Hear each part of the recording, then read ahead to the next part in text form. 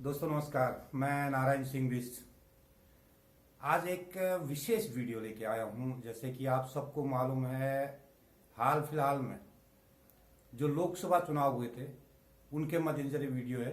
तो देखिए जरा गौर से और मनन कीजिए इस बात पे। चाहे वो कोई राजनेता हो, चाहे वो आम जनता हो, चाहे हमारे एक्स सर्विसमैन हो, चाहे कोई भी हो, आप गौर कीजिए। जैसे कि आप सबको मालूम है, हाल फिलहाल में 400 पार का एक नारा दिया था जो हमारे देश के यशस्वी प्रधानमंत्री नरेंद्र मोदी जी ने दिया था। उनने कुछ सोच के तो दिया होगा ये नारा, ऐसी बात नहीं है, लेकिन जिस पे वो खरे नहीं उतरे। अफसोस है, मुझे भी है इस बात का कि वो खरे नहीं उतरे। लेकिन उसका कारण मैं बताता हूं। उसका कारण था भारतीय जनता पार्टी का जो गुरूर था ना, वो गुरूर सामने आया। उसका कारण था जो पन्ना प्रमुख से लेके दिल्ली के पीएमओ तक लोगों में ये गुरूर हो गया था, ये अहम हो गया था, ये घमंड हो गया था कि हम मोदी जी के नाम पर तो जीत ही जाएंगे। तो यही प्रमुख कारण था। और ये कारण इसलिए था, मैंने भी कुछ एक्सेस किया है। मैं अपने जिंदगी में, मेरे को 7 साल रिटायरमेंट का हो गया है और अपने एसोसिएशन के 24,000 आदमी का प्रतिनिधित्व करते हैं हम लोग।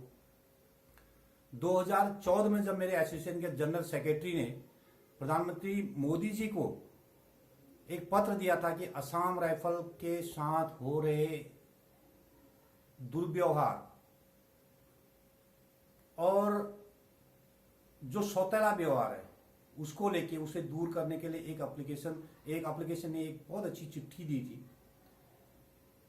उसका कोई जवाब नहीं आया। हालांकि चलो मानते हैं मोदी जी उसमें नए नए थे, उनका जो कार्यकाल शुरुआती दौर था। उसके बाद सिर्फ मैंने कुछ नहीं तो 25 नेताओं के चक्कर मारे होंगे, वो जिले स्तर से लेके दिल्ली तक, भारतीय जनता पार्टी के। चाहे मैं उसको एक्स सर्विसमैन की परेशानी लेके गया, चाहे किसी वीर नारी की परेशानी को लेके गया, चाहे मैं एसोसिएशन की परेशानी को लेके गया, तो वो 25 चिट्ठियों में जो मैं लेके इनके दफ्तरों में दे के आया, उसका आज तक कोई जवाब नहीं मिला। मैं उत्तराखंड से बिलोंग करता हूं। उत्तराखंड में सरकार ने, उत्तराखंड गवर्नमेंट ने हमें पुलिस माना हुआ है, असम राइफल को पुलिस माना हुआ है, जिसके सारे डॉक्यूमेंट मैं अपने मुख्यमंत्री धामी जी के हाथ भी दे के आया हूं।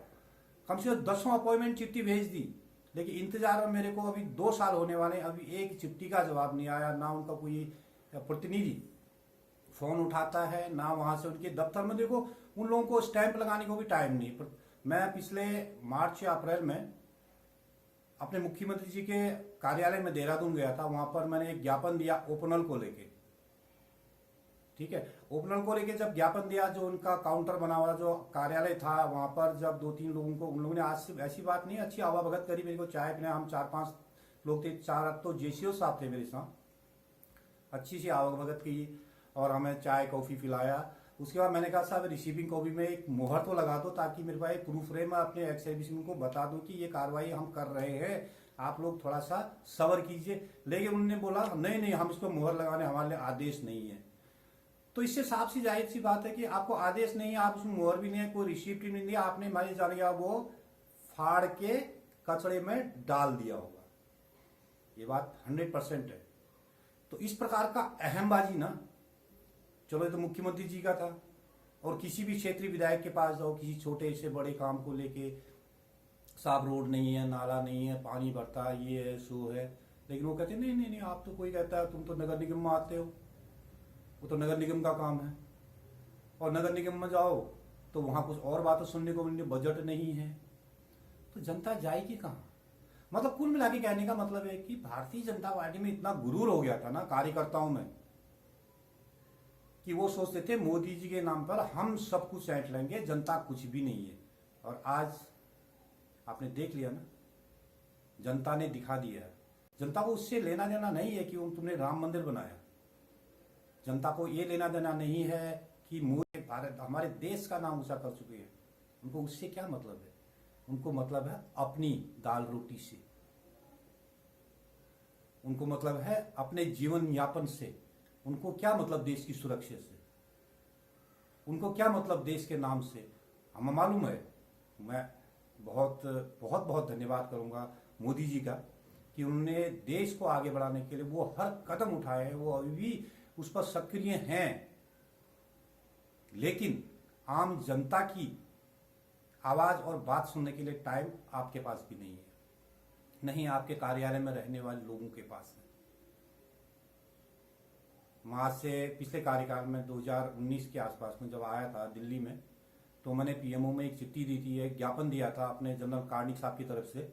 तो मुझे एक रिसीविंग कॉपी मिली और उन्होंने क्या किया, अपनी फॉर्मेलिटी अदा कर दी। हमें सिर्फ आधा घंटा बात करने का समय नहीं दिया बीजेपी के, या क्या कहूंगा, पदाधिकारी कहूंगा, शीर्ष नेतृत्व का। Assam rifle ex serviceman welfare association को आज अपना हक मांगने के लिए कोर्ट में 7 से 8 साल होने वाले हैं। जो चाहते तो ये नेता लोग कुछ भी कर सकते हैं, कोई गलत नहीं है, कोई गलत चीज हमने मांगा भी नहीं है। हमने होने वाली चीज को ही आपको बताना था। लेकिन अफसोस कि 36 मीटिंग करने के बाद सिर्फ देश के प्रधानमंत्री नरेंद्र मोदी जी, देश के रक्षा मंत्री राजनाथ जी, देश के गृह मंत्री हमारे अमित शाह जी ने आज तक हमें अपॉइंटमेंट तक नहीं दिया। सिर्फ बात सुनने का टाइम नहीं है उनके पास। तो यही सब कारण होते हैं जनता के बीच में। हालांकि आप ये सब लोग ऊंची राजनीति वाले, मेरे का कोई इसमें इतना बड़ा रोल नहीं है, लेकिन आज तक जो मैंने 28 साल सेना की चारदीवारी के अंदर काटे, तो घर आके पता चला कि कितने बीसी सैकड़े होते हैं। यहाँ लोग अपने से मतलब रखते हैं, किसी और से नहीं। मुझे मेरा अपना चाहिए, कोई और चीज से मुझे कोई मतलब नहीं, कोई लेना देना ही नहीं। जहां मेरा हित है वहां मैं कुछ भी कर लूंगा, जहां मेरा हित नहीं है वहां मैं कुछ भी नहीं करूंगा। यानी कि ना तुम्हारी बात सुनूंगा ना तुम्हारे बारे में सोचूंगा, क्योंकि उसमें मेरा हित नहीं है। आज के लिए इतना ही। जय हिंद, नमस्कार।